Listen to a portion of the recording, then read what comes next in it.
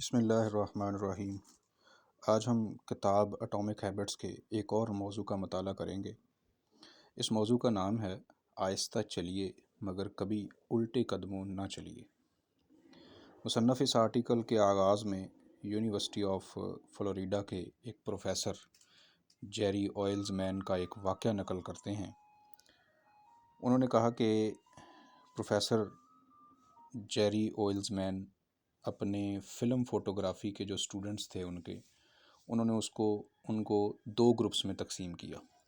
ایک گروپ کو مقدار کا گروپ کہا گیا، کوانٹٹی، جس کے ہر اسٹوڈنٹس کو یہ کہا گیا کہ وہ زیادہ سے زیادہ تصاویر بنا کر جمع کروائیں گے، اور جو 100 تصویر جمع کروائے گا اس کو A گریڈ دیا جائے گا، جو 90 تصاویر جمع کروائے گا اس کو B گریڈ دیا جائے گا، اور جو 80 جمع کروائے گا اس کو C گریڈ، اور سو آن۔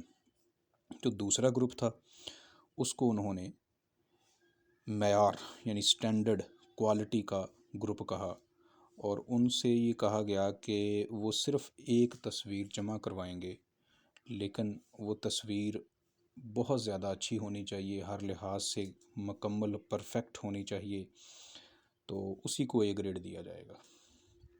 اب جب یہ سیمیسٹر ختم ہوا تو نتیجہ یہ نکلا کہ مقدار والا گروپ جو تھا، جنہوں نے تقریباً 100 تصاویر جمع کروانی تھیں، ان کی تصویریں بہترین تصویریں تھیں، جبکہ جو معیار والے کوالٹی والے گروپ کی تصاویر تھیں وہ اتنی اچھی نہیں تھیں۔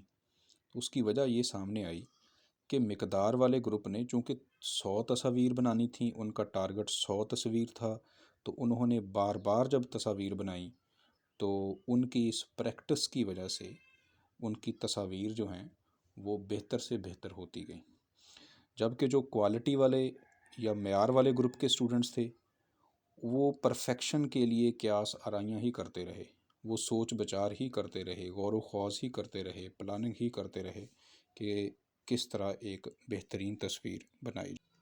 مصنف لکھتے ہیں کہ تبدیلی کے لیے بہترین پلان ڈھونڈنے کی کوشش میں ایک جگہ اٹکے رہ جانا بہت آسان ہے، لیکن نتیجے کے لحاظ سے یہ کام صفر ہوتا ہے۔ وزن گھٹانے کا تیز ترین طریقہ، تن سازی کا بہترین پروگرام، سائیڈ بزنس کے لیے بہترین طریقہ، بہترین آئیڈیا، ہم بہترین طرز عمل کی تلاش میں اتنے منہمک ہو جاتے ہیں کہ عمل کرنا ہی بھول جاتے ہیں۔ مصنف نے والٹیئر کا حوالہ بھی دیا ہے کہ والٹیئر نے کہا ہے کہ بہترین اچھے کا دشمن ہے۔ مصنف کہتے ہیں کہ حرکت میں ہونا اور ایکشن لینا یہ دو مختلف چیزیں ہیں۔ جب آپ حرکت میں ہوتے ہیں تو آپ منصوبہ بندی کر رہے ہوتے ہیں، حکمت عملی بنا رہے ہوتے ہیں، اور یہ ایک اچھی چیز ہے، لیکن یہ نتیجہ اس کا صفر نکلے گا۔ نتیجہ اس وقت برآمد ہوگا جب آپ ایکشن یا آپ عمل کریں گے۔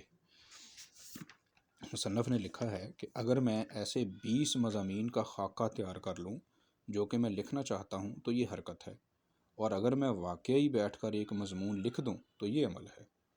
اگر میں ڈائٹ کے لیے ایک بہتر پروگرام ڈھونڈوں اور اس حوالے سے چند کتابیں پڑھ لوں تو یہ حرکت ہے۔ اگر میں واقعی ایک صحت مند صحت بخش کھانا کھا لوں تو یہ عمل ہے۔ پریکٹس کی اہمیت واضح کرتے ہوئے مصنف نے ایک تحقیق کا ذکر بھی کیا ہے کہ لندن کے اندر جو ٹیکسی ڈرائیورز ہیں ان کے دماغ کا تجزیہ کیا گیا تو یہ پتہ چلا کہ ان کا جو ہپو کیمپس یعنی دماغ کا وہ حصہ جو مکانی یادداشت کو سیو کرتا ہے، اپنے اندر محفوظ کرتا ہے، تو ان کا وہ حصہ، وہ ہپو کیمپس بڑے سائز کا تھا ان لوگوں کی نسبت جو ٹیکسی نہیں چلاتے۔ اور پھر یہ بھی دیکھا گیا کہ ریٹائرمنٹ کے بعد ان کا ہپو کیمپس واپس چھوٹے سائز کا ہو جاتا ہے۔ اس کی وجہ یہی تھی کہ بار بار کی ٹریننگ، بار بار کی پریکٹس نے دماغ کے اس مخصوص حصے کو استعمال کیا تھا۔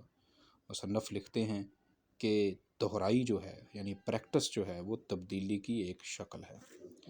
ایک اور چیز جو اس باب میں زیر بحث آئی ہے وہ یہ ہے کہ عادت ڈالنے میں کتنا وقت درکار ہوتا ہے، یعنی اگر آپ اپنے اندر ایک عادت کو پختہ کرنا چاہتے ہیں تو اس کے لیے کتنا وقت درکار ہے۔